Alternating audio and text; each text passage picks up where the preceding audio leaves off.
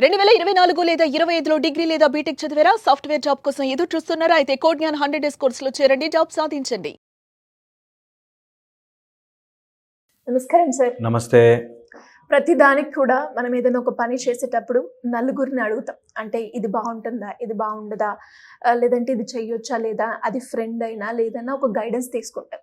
ఇంకా మనకి కావాలి అంటే మనం మెంటర్, మనకి ఎవరైతే గురువు పొజిషన్లో ఉంటారో వాళ్ళ అడ్వైస్ తీసుకోవడం మనం చూస్తూ ఉంటాం. అది రిలేషన్షిప్లో అయినా కెరియర్ పరంగానైనా ఒక అడ్వైస్ వాళ్ళ దగ్గర నుంచి తీసుకునే మనము అది కరెక్టో రాంగ్ అని ముందుకెళ్తూ ఉంటాం. అలాంటి గురువే మనకి శత్రువు అయినప్పుడు, లేదు అంటే ఒక రాంగ్ రూట్ మనకి చూపించినప్పుడు ఎలా ఉంటుంది సార్? చాలా కష్టంగా ఉంటుంది. ఒక గురువు మృగం ఆ అయితే పొజిషన్లో పెడితే, గురువు అనే వ్యక్తి ఎప్పుడు మనని మోసం చేయడేమో అనే నమ్మకంతో, గుడ్డి నమ్మకంతో ఉంటాం. ఒకవేళ అలా ఎవరైనా గురువు మృగంగా మారి తప్పు డైరెక్షన్ చూపించి మనని తప్పు మోసం దారి చేస్తారు. చేసి మోసం చేయాలని చూస్తే అసలు గురువే కాదు. ఫస్ట్ థింగ్, గురువే కాదు. చీకటిని పారద్రోలేవాడు గురువు అంటారు. చీకటి, మన జీవితంలోకి చీకటి పోవాలి అంటే వెలుతురు తీసుకొచ్చేవాడు గురువు. జ్ఞానము తెలియక ఒక దారి తప్పిపోయిన పొజిషన్లో ఉంటే గురువు ఒక డైరెక్షన్ చూపిస్తాడు. ఓకే, చాలామంది ఈ రోజుల్లో ఈ పని బాగుంది అందుకని నేను ఇట్లా గురువుగాను, లేకపోతే నేను ఒక టీచర్ పొజిషన్లో ఉన్నా కాబట్టి ఏదైనా చెప్పచ్చు. చాలామంది ఈరోజు మనం చూస్తున్నాం కాలేజీల్లో కానీ ప్రొఫెసర్ల రేంజ్లో ఉంటూ, లేకపోతే లెక్చరర్స్ టైంలో ఉంటూ వాళ్ళు తప్పుదారి పట్టి తప్పుగా పిల్లల్ని గైడ్ చేసి తప్పు దృష్టితో పిల్లల్ని చూసేవాళ్ళు కూడా ఉన్నారు. సో అలా గురువే గనక మృగమై తప్పుగా మారితే వాడు గురువే కాదు. నెంబర్ 1. సెకండ్ వచ్చేసి ఇందులో కొన్ని లాజిక్స్ మనం మాట్లాడుకుంటే, ఒక గురువుని ఎంచుకునేటప్పుడే అది చాలా క్లియర్గా పెట్టుకోవాలి మనం. ఓకే, సో స్పిరిచువల్గా చూసుకుంటే గురువు ఏది చెప్పినా, తప్పు చెప్తే ఆ పాపం గురువుకే. స్పిరిచువల్గా గురువు తప్పు చెప్తే ఆ పాపం గురువుకే అవుతుంది, శిష్యుడికి అంటదు. అందుకే గురువు చూసి చూసి చూసి చూసి జ్ఞానాన్ని ఇస్తాడు. ఎందుకంటే గురువు ఎవరికైనా తప్పుగా ఇస్తే ఆ పాపం గురువుకు అంటుతుంది అనే ఒక చెప్తారనమాట. సో అందుకని గురువు ఎప్పుడు కూడా తప్పు దారి, తప్పు చూపించకూడదు, తప్పుగా అనలైజ్ చేసి చెప్పేయకూడదు. అందుకోసమే నేను ఒకళ్ళకి ఎవరికైనా ఉపదేశం ఇవ్వాలి అనుకోండి, ఎవరైనా ఏదైనా గురువు శిష్యుడికి ఉపదేశం, ఆ శిష్యుడు కరెక్టా లేదా అని 1000 టైమ్స్ చెక్ చేస్తారు.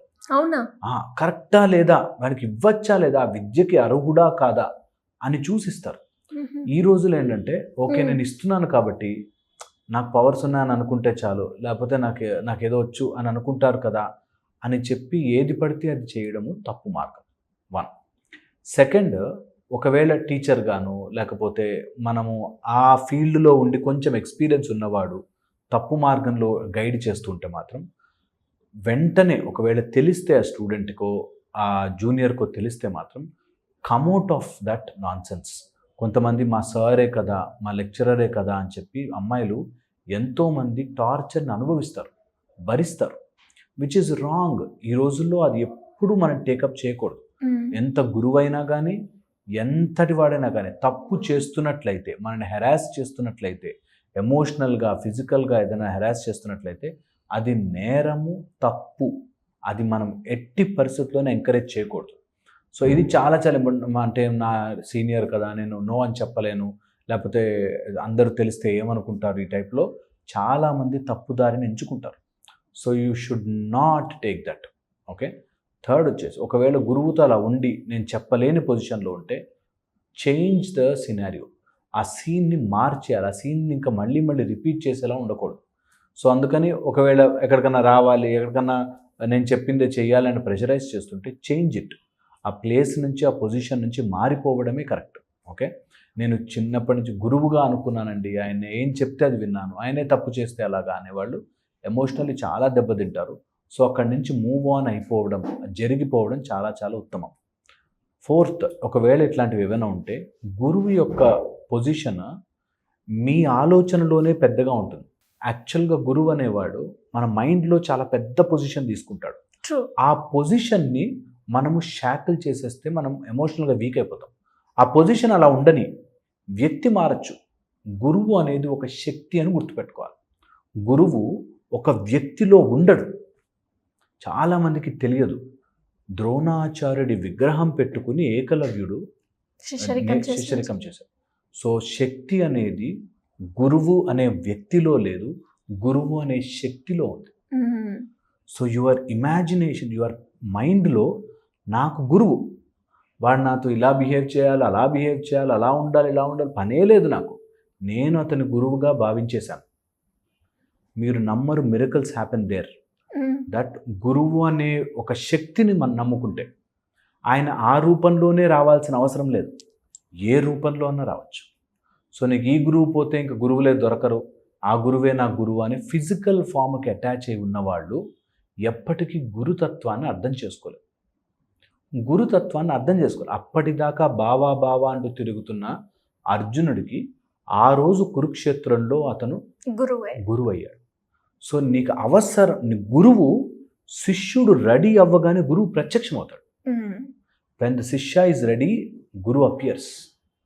అందుకోసం నీ మైండ్ ఒక వ్యక్తికి అటాచ్ చేయొద్దు. ఒక వ్యక్తిగా ఉంటే ఆయన గురువు, ఆయన ఏం చెప్తే అది చేయాలి అనే దాంట్లో ఉండే కంటే గురువు యొక్క శక్తిని నువ్వు ఆవహించుకుంటే, గురువు నాకు ఏదో రూపంలో ఇండికేషన్ ఇస్తాడో నాకు తెలుసు అనేది ఉంటే నిజంగా లైఫ్ విల్ బి బ్యూటిఫుల్. అప్పుడు నీకు ఆ టీచరే టీచ్ చేయాల్సిన అవసరం లేదు, నీకు అలా ఎక్కుతుందంతే నాలెడ్జ్, విద్య అలా వస్తుంది. అది నేర్చుకోవాలి అందరూ కూడా. గురువు అనేది వ్యక్తి కాదు, శక్తి అని తెలుసుకోవాలి.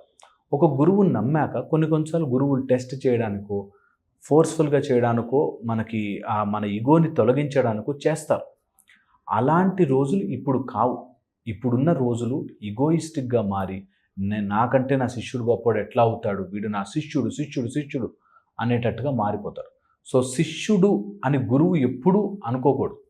గురువు should always feel it's an opportunity.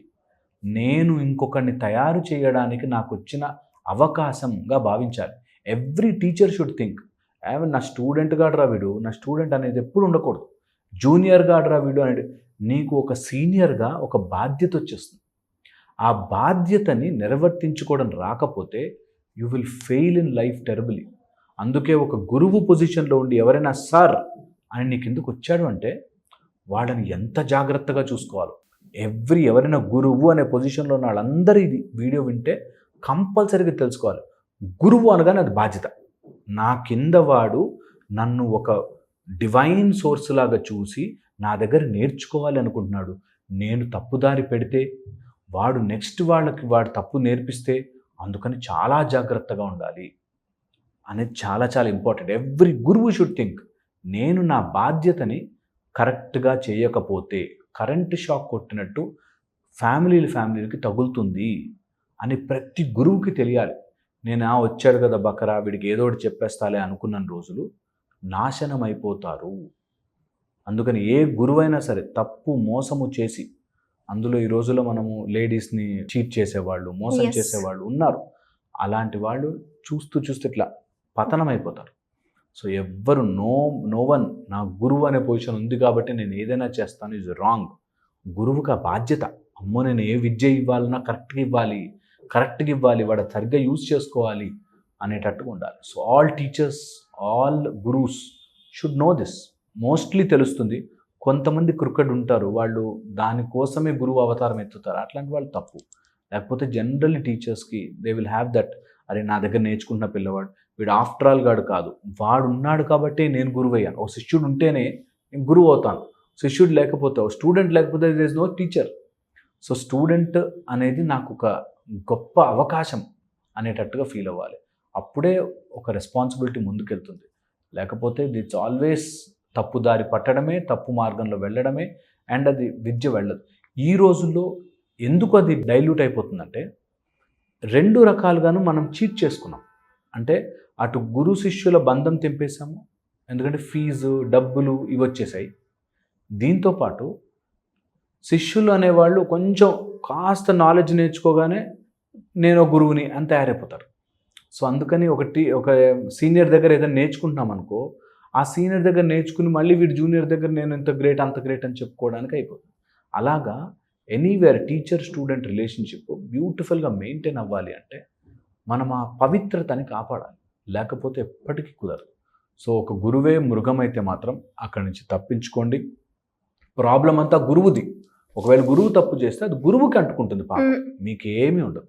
So come out of it, ఎప్పుడైనా సరే క్విక్లీ బయటకు వచ్చాడు. గురువు యొక్క శాపము ఎప్పుడైతే గురువు కరెక్ట్గా ఉంటాడో అప్పుడే తగులుతుంది, లేకపోతే గురు శాపం ఎప్పుడు తగలదు. ఓకే, చాలా important. Thank you sir, thank you so much.